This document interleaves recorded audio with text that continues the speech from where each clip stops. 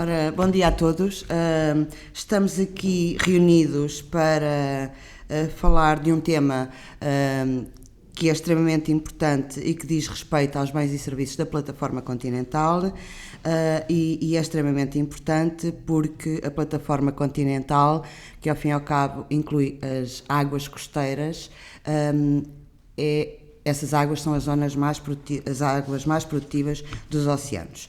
E, por um lado, porque estão próximas da massa continental e, portanto, recebem os inputs orgânicos e sedimentares que vêm carregados pelos rios, e, por outro, porque têm uma baixa profundidade e isso faz com que sejam das zonas mais produtivas do oceano, porque a luz passa e a fotossíntese, ou seja, os produtores primários, estão na gênese dessa produção.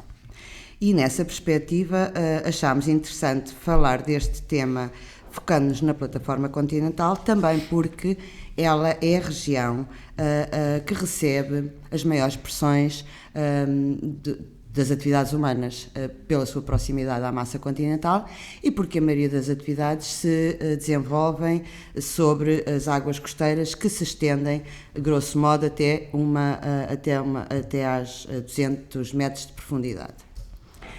Poderíamos falar da extensão da Plataforma Continental, mas isso é um conceito mais relacionado com questões jurídicas e não iria focar essa questão nesta temática. De qualquer das formas, queria agradecer a presença e o convite que aceitaram para estar aqui presentes, porque bens e serviços da Plataforma Continental, no contexto atual da depressão económica, é muito importante e porque a política marítima europeia, ao fim e ao cabo, foi criada para tentar aumentar a economia da Europa, ou seja, todas as intenções passaram, a partir de certa altura, a estar focadas na economia do mar, na economia azul, e isso é muito importante nos dias de hoje. Aliás, do ponto de vista das decisões políticas, cada vez mais todos os políticos se dedicam a essa temática, ou a essas questões.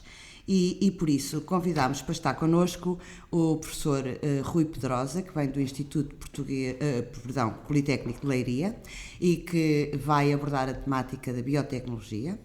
A engenheira Ana Brito Melo, que vem da WAVEC, Energias Offshore, e vai falar também de uma questão que, do ponto de vista da economia, é importante, a energia, de que todos dependemos, e o professor Henrique Cabral, da Faculdade de Ciências e do Maré, professor da Faculdade de Ciências e diretor do Maré, que vem, ao fim e ao cabo, discutir connosco o enquadramento da exploração dos recursos na perspectiva da manutenção dos ecossistemas e da biodiversidade. E não posso deixar de focar isto, que foi um pouco o tema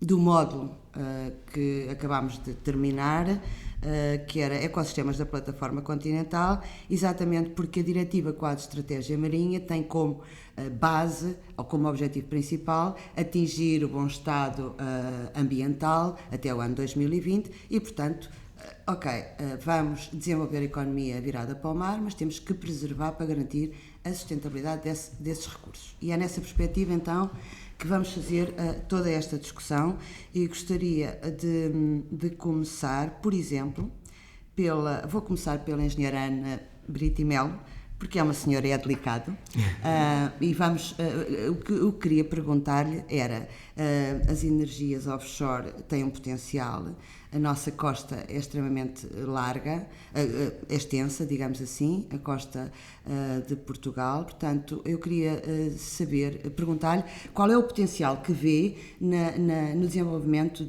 ou na produção de energia assente nesta exploração de energia offshore. E a WAVEC tem feito imenso trabalho nisso. Portanto, Portugal tem uma extensa costa e temos banhada pelo Atlântico e tem um grande potencial de exploração, quer na área da energia das ondas, quer na área da energia eólica offshore. Portanto, temos uma grande capacidade, digamos assim, para desenvolver uma fileira industrial ligada a estes dois setores. Há grandes oportunidades relacionadas com esse desenvolvimento e sem dúvida que é uma aposta necessária em Portugal. Relativamente a isso, houve já no passado alguma experiência relativamente a, por exemplo, a energia das ondas. Eu vou focar nesta porque eu acabei por ficar sem saber como é que este processo ficou. Pois, a energia das ondas tem progredido, digamos, a um ritmo mais lento do que aquele que era expectável há uma década atrás. Tem havido progressos recentes, mas, como eu digo, mais lentamente. No entanto, nestes últimos anos há avanços tecnológicos importantes. Ou seja, houve experiências aqui na nossa costa portuguesa, tecnologias que foram protótipos, que foram testados no mar durante um curto espaço de tempo, ligados à rede elétrica. Essas tecnologias depois foram melhoradas, entretanto surgiram novos desenvolvimentos que permitiram, ideias inovadoras, que permitiram dar agora recentemente alguns passos importantes. Em Portugal há a destacar o projeto Wave Roller, portanto, na zona de Peniche, que vem sendo testado desde 2007, foram instaladas algumas máquinas com características diferentes, mas tem progredido bem e neste momento está a ser desenvolvido um parque de 5 megawatts, portanto começou por ser uma unidade pequena da ordem dos 100 kW e neste momento está a avançar para o primeiro parque. Portanto, na área da energia das ondas não há ainda uma tecnologia comercial e também não há nenhuma tecnologia dominante. Portanto, há vários conceitos, há uma centena de conceitos que estão ativos nesta área, dispersos por cerca de 30 países, mas com alguns a liderar o setor, nomeadamente o Reino Unido. E Portugal também tem essa capacidade para estar nos 5 primeiros, digamos assim. Nós temos experiências que têm sido feitas aqui em Portugal, têm permitido também desenvolver conhecimentos e adquirir competências nesta área, mas, portanto, ainda há um longo caminho a fazer até podermos falar em parques. Portanto, este do Wave Roller será exatamente o primeiro que vai ser construído. Relativamente à energia das ondas, depois poderíamos falar das características da nossa costa, um bocadinho sobre isso, mas relativamente à energia offshore, e que é ao fim e ao cabo algo que está ainda em desenvolvimento, não é? Mas relativamente à energia offshore, ela é produzida noutros pontos da Europa e tem, por exemplo, nas águas próximas da Dinamarca, Holanda, julgo que existe já energia produzida. Julgo não, existe energia produzida. Em Portugal, o que lhe pergunto é qual é, ao fim e ao cabo, o potencial disso ser desenvolvido em Portugal? Eólica, portanto, a energia eólica, nós já tivemos agora o primeiro protótipo testado na aguçadora, portanto, ao largo da Póvoa de Varzim, e que foi um projeto muito bem sucedido. Portanto, foi uma máquina que foi instalada, uma turbina assente numa plataforma flutuante. A turbina, digamos que é uma tecnologia standard. A parte inovadora é a plataforma flutuante. Esse projeto esteve ligado à rede elétrica e continuamente a produzir. Neste momento está a ser projetado um parque em Viana do Castelo, portanto várias unidades, várias turbinas com o mesmo conceito. Portanto, e é um projeto que é liderado pela EDP, portanto há nitidamente um potencial de exploração deste recurso e há competências nacionais, há empresas que podem prestar serviços nesta área, portanto, em toda a cadeia de fornecimento, temos a possibilidade de desenvolver precisamente essa cadeia de fornecimento, que ainda não existe, mas que pode ser montada à medida que as tecnologias vão progredindo.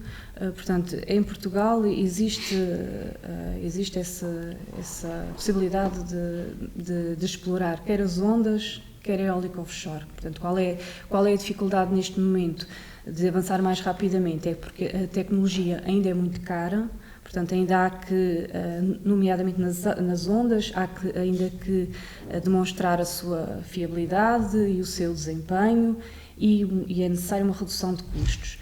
A energia eólica offshore está mais avançada, portanto já demonstrou essa fiabilidade e desempenho, mas ainda é uma tecnologia muito cara, mas com grande potencial de redução de custos. Portanto, é nessa área já vamos entrar por aí depois, numa perspectiva mais integrada em termos das viabilidades ou o potencial de cada uma destes setores.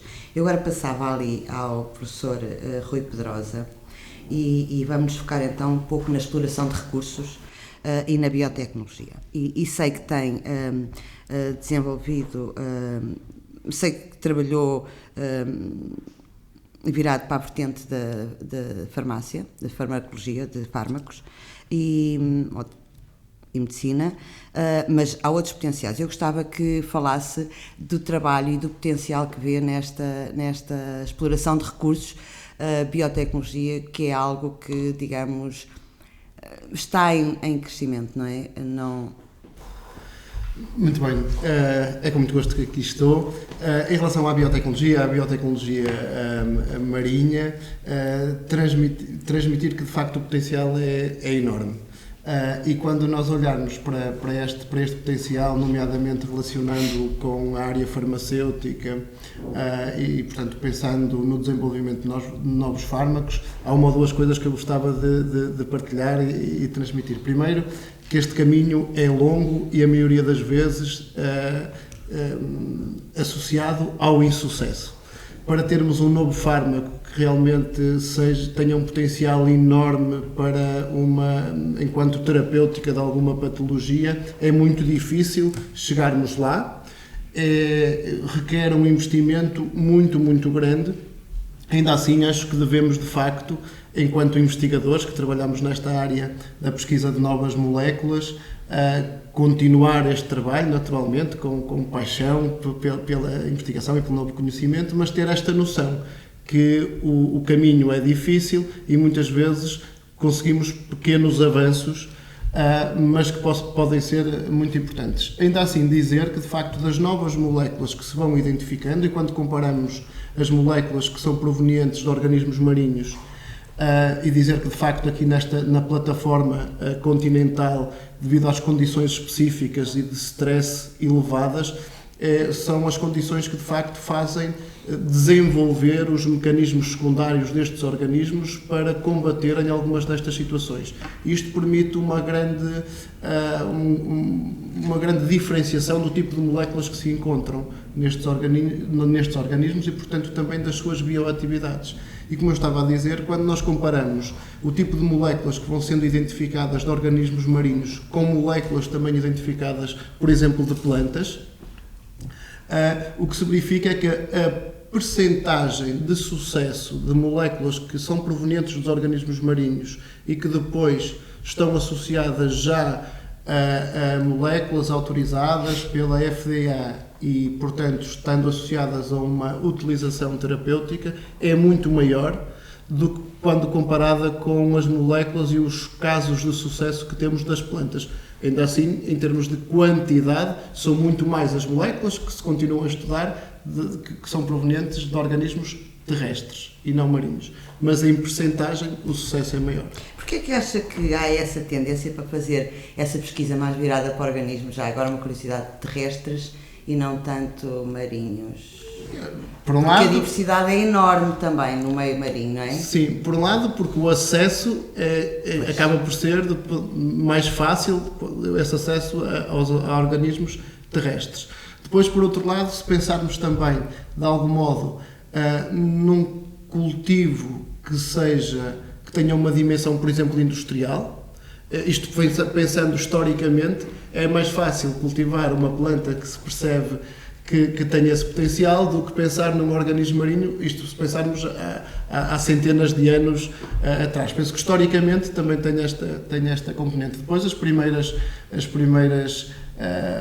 fármacos, as primeiras drogas para patologias, de facto apareceram a partir de plantas e com utilizações rudimentares, mas que foram tendo algum sucesso, e isso também ajudou a influenciar essa opção histórica. Nos últimos 50 anos, nesta área em particular, tem mudado e o mar cada vez mais é prioritário nesta pesquisa.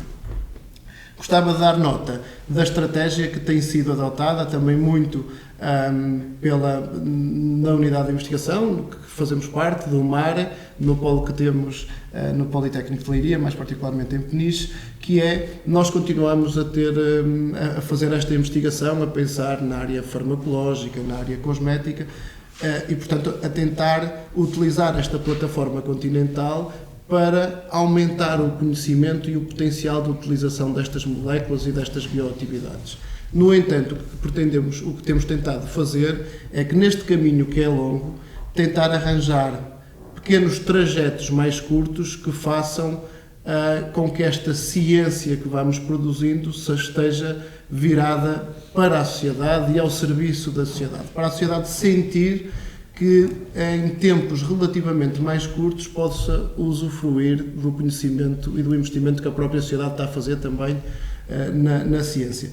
Para dar 2 ou 3 exemplos muito concretos, por exemplo, quando nós estamos à procura de moléculas que possam ter um papel importante em patologias neurológicas, nas doenças neurodegenerativas, portanto, olhamos para novas moléculas com um potencial enorme antioxidante que possam bloquear algumas vias de sinalização intracelular. Quando estamos a fazer este estudo, seja olhar para macroalgas, microalgas ou lotúrias, enfim, outros organismos, estamos a aumentar muito o conhecimento sobre estes organismos e a olhar para o seu potencial, por exemplo, para incorporar num revestimento que vai aumentar o tempo de prateleira de um produto agrícola, para incluir alguns destes extratos que sejam naturalmente comestíveis, que sejam edíveis e acrescentar valor a novos produtos e, portanto, tentamos ligar algum deste conhecimento que vai sendo produzido ao desenvolvimento de novos produtos, normalmente em parcerias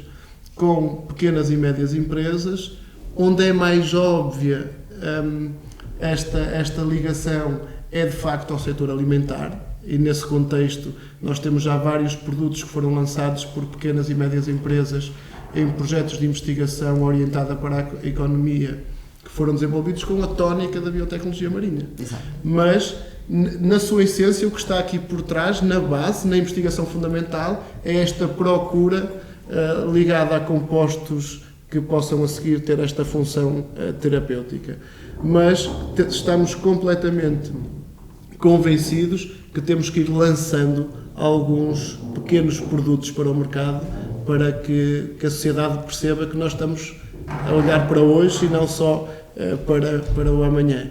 Eu gostei muito que tivesse feito essa ponte, porque aproveito e já volto a si, porque focou um aspecto que eu acho muito importante, que é, efetivamente, em termos de investigação, nós temos cada vez mais cintos apertados, ou seja, há estratégias ou que define a distribuição de dinheiros e a alocação de recursos para a exploração, para a investigação, são estratégias nacionais ou estratégias europeias, muitas vezes relacionadas com questões económicas, e nesta vertente, se não há uma aplicação prática, e ficou a questão da investigação fundamental e aplicada, fundamental, que está nas genes, ao fim e ao cabo, numa série de outras coisas, se a investigação, parece que estamos numa fase em que a investigação fundamental, perde alguma capacidade de se manter viva. E eu digo isto porque eu não posso deixar de integrar nesta discussão, porque é a base de tudo, a sustentabilidade dos recursos e a sustentabilidade, a capacidade dos sistemas resistirem às pressões e à exploração ou à subexploração, seja a que nível for, depende da integridade dos sistemas. E, na realidade, em termos de financiamento, cada vez mais temos assistido a cortes em algumas áreas. A ecologia e o conhecimento do mar têm tido problemas e nós precisamos de manter essa diversidade, essa resiliência desses sistemas. Como é que o meu colega, a professora Henrique Cabral, vê esta questão e que, ao fim e ao cabo, como é que nós conseguiremos continuar a ganhar conhecimento em oásis de vida que existem na plataforma continental, ou seja, a ecologia, como é que os sistemas funcionam para poder servir de suporte à exploração desses recursos. Enfim, obrigado pela oportunidade também, tenho muito gosto em estar aqui neste debate.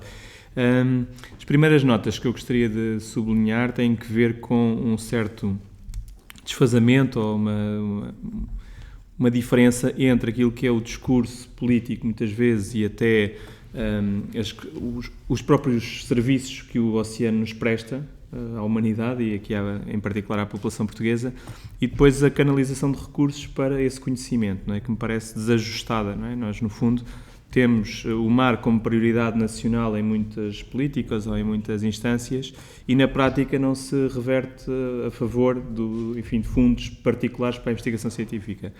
2 ou 3 exemplos. A Fundação para a Ciência e Tecnologia, que em termos nacionais acaba por ser o principal veículo de ligação ou de financiamento da comunidade científica, não tem programas dedicados ao mar e, portanto, no fundo é uma investigação aberta em todos os domínios científicos. É verdade que estamos na expectativa, todas as pessoas que se dedicam à investigação no mar, de agora eventualmente haver uma parte considerável nestes novos quadros de apoio financeiro, em particular o programa Mar 2020, mas eu diria que mesmo aí é preciso mais do que dinheiro, ou seja, não chega o dinheiro, é preciso ajudar as empresas, principalmente as pequenas empresas que têm os tais produtos inovadores, a passarem aquele que se chama normalmente a travessia do deserto, que é conseguirem passar de uma escala laboratorial para uma escala industrial ou pré-industrial, que é extremamente difícil para uma pequena empresa, não é? O professor Rui Pedrosa falou da questão dos fármacos. Tipicamente, há mais do que uma década de ensaios até ter um produto comercial, o que é difícil para as empresas muitas vezes também passarem essa fase. Falou-se da questão da energia, falou-se da experimentação de protótipos, portanto, tudo exemplos que necessitam de um quadro de apoio longo, coisa que nós não temos tradição. Nós temos tradição em quadros de continuado. E continuado. Sim. Quadros de apoio financeiro que vão mudando, sim, em função dos enquadramentos, seja ao nível comunitário, seja ao nível nacional, e curtos, não é? Portanto, temos agora o primeiro, eventualmente mais longo, um quadro de 6 anos, mas não é típico, não é? O típico é ser ainda mais curtos. Acaba por não haver uma eficiência, digamos assim, ou output do investimento feito num certo quadro acaba por ser reduzido porque não é possível dar-lhe continuidade, não é? E nessa perspectiva, o que eu gostava também de perguntar era... como é que nós, por exemplo, neste momento, nós, no âmbito da Diretiva Quadro, a Estratégia Marinha, temos que conhecer os ecossistemas de forma mais profunda do que aquela que conhecemos e como é que consegue como é que nós vamos conseguir ultrapassar isso em termos de financiamentos? Enfim, não tenho. Isto é uma pergunta, eu sei. Mas... O que, do ponto de vista como cidadão, não é, aquilo que eu acho que deveria existir era um financiamento próprio, até em sede de orçamento de Estado, dedicado a isso, porque, na minha perspectiva, isso é uma questão essencial, prioritária, etc. O que nós temos assistido é que aquilo que tem acontecido é o Estado português tentar aproveitar financiamento, nomeadamente europeu, para...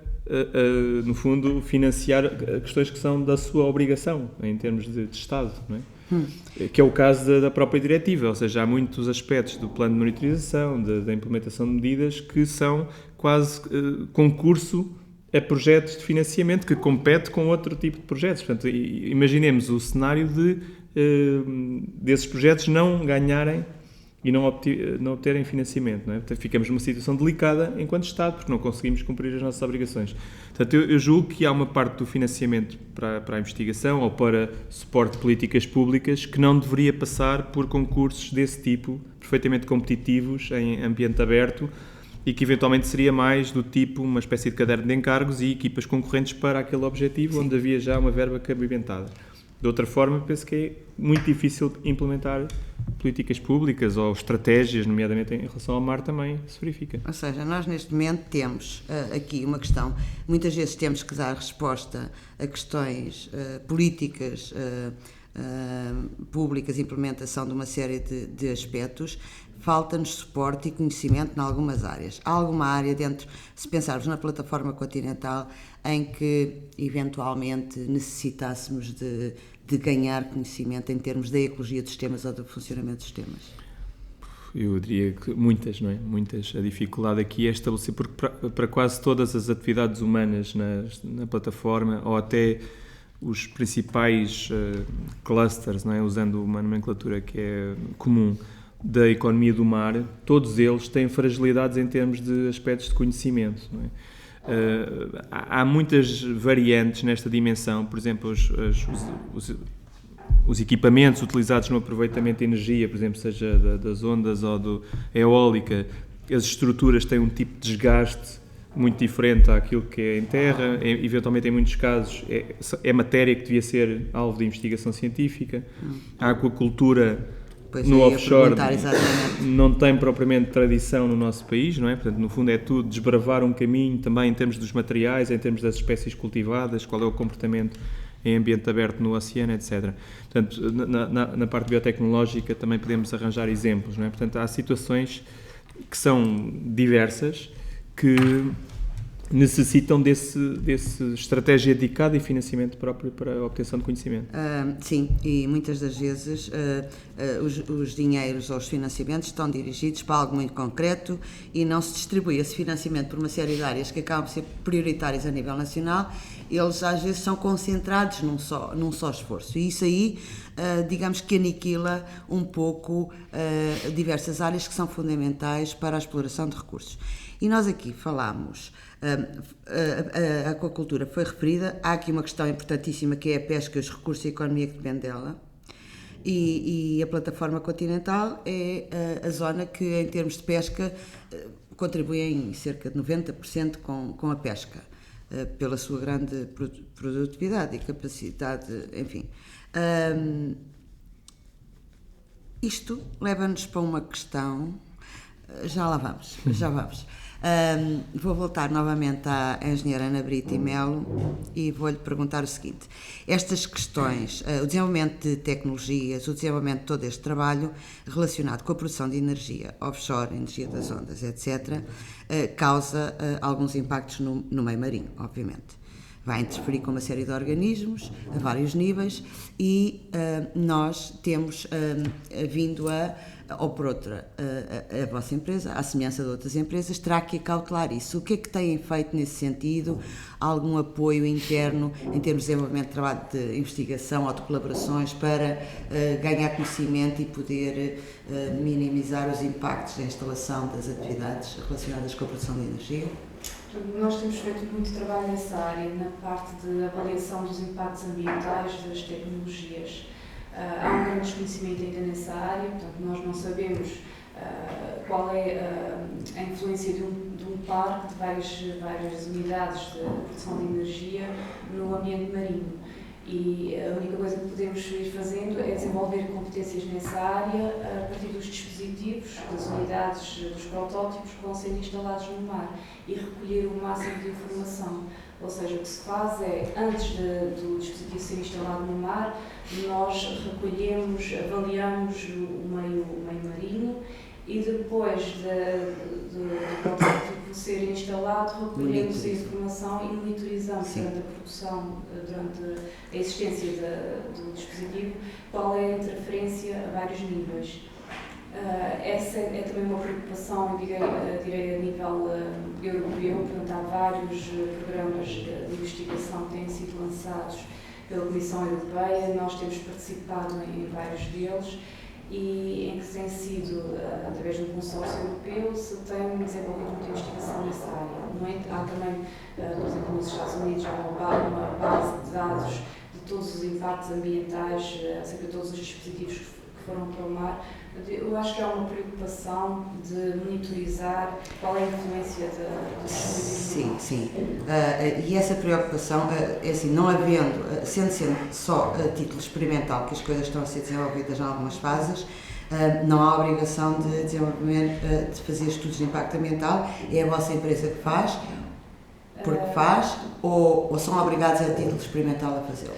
Nós fazemos porque as próprias empresas que desenvolvem um projeto no mar, eles querem mostrar que a tecnologia não tem qualquer influência ou querem ter um programa de minimização de eventuais impactos. Portanto, eles próprios reconhecem a importância desse tipo de estudos.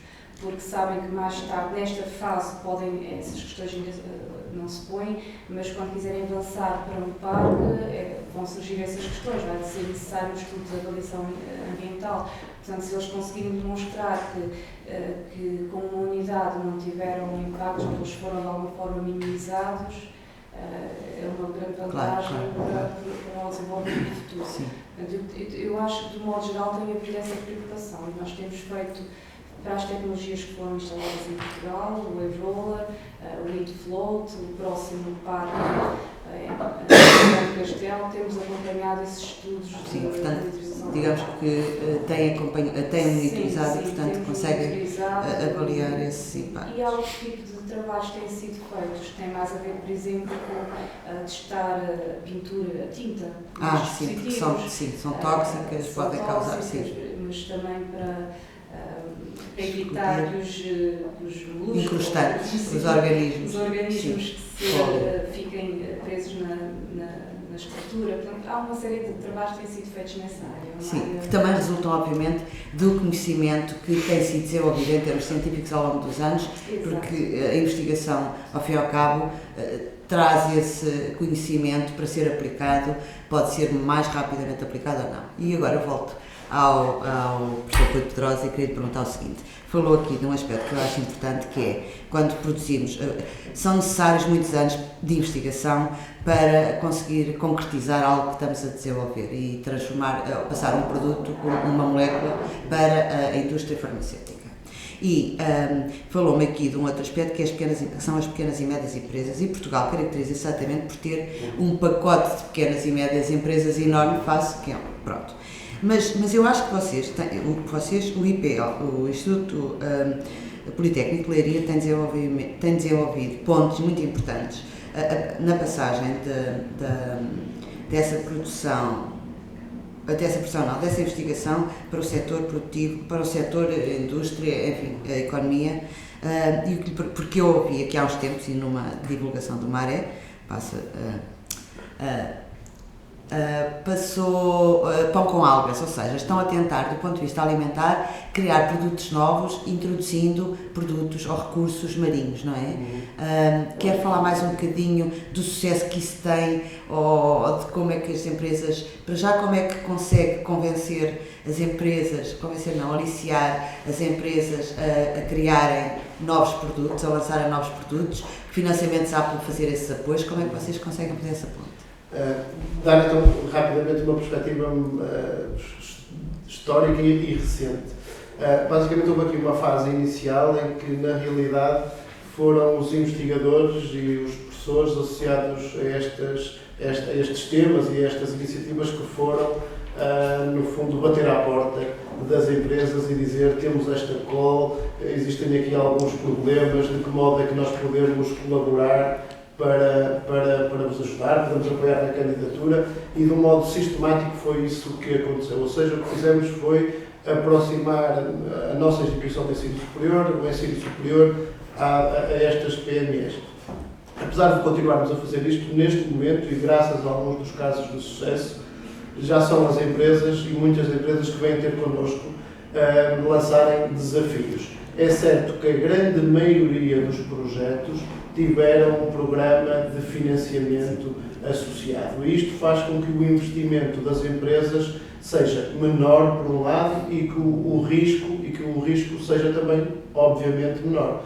Porque quando estamos a falar de investigação, seja ela mais aplicada, menos aplicada, temos aqui incerteza. E, portanto, o sucesso não pode ser nunca garantido. Claro. Não é. Temos casos de sucesso. Mas tem que haver essa consciencialização. Tem que se passar isto também para as empresas. Perceberem que quando estamos a falar em investigação, estamos a falar neste risco. E é por essa razão que é importante que os programas de financiamento para a inovação nas empresas tenham esta quase obrigatoriedade de as associar à investigação. E às candidaturas em muitos financiamentos, que eu acho excelente, que é o que neste momento estamos a assistir. Rapidamente, estou pressionada, eu vou ter agora, perante isto, não consigo fazer melhor, ou seja, o que eu pergunto, falámos de potencial de exploração, falámos de uma série de atividades, falámos um pouco de ecologia, e o que eu perguntava aqui ao meu colega, professor Henrique Cabral, é o seguinte: Perante tudo isto e um aumento de pressões, com a necessidade de criar economia associada a a exploração dos recursos, o que eu pergunto é como é que nós conseguimos como é que nós conseguimos organizar isto do ponto de vista da exploração dos recursos e de um espaço que tem que ser dividido por uma série de explorações. Estou a falar concretamente de poemas e, enfim... É difícil. O ordenamento. O ordenamento e gestão do espaço marítimo é uma questão que deve estar na ordem do dia. Se por um lado não deve ser inibidor do desenvolvimento do setor económico na área do mar, por outro lado tem que manter o bom estado, porque senão a própria economia se vai ressentir dessa degradação do ambiente marinho. Há muitas vezes um discurso fácil e um pouco demagógico que todas as atividades são compatíveis umas com as outras, quando não é esse o caso, não é? Nós, se tivermos um porto industrial, eventualmente não podemos ter uma aquacultura ao lado e muitas outras combinações, não é? E é o segredo do ordenamento, ou melhor, aquilo que se deve procurar é adequar a vocação do território, neste caso do espaço marítimo, à sua utilização. Eu agradeço imenso a conversa, agradeço mais uma vez a presença de todos aqui, acho que o debate foi muito interessante e podemos continuar a conversar sobre estes temas certamente no futuro e noutras situações. Muito obrigada a todos. Obrigado.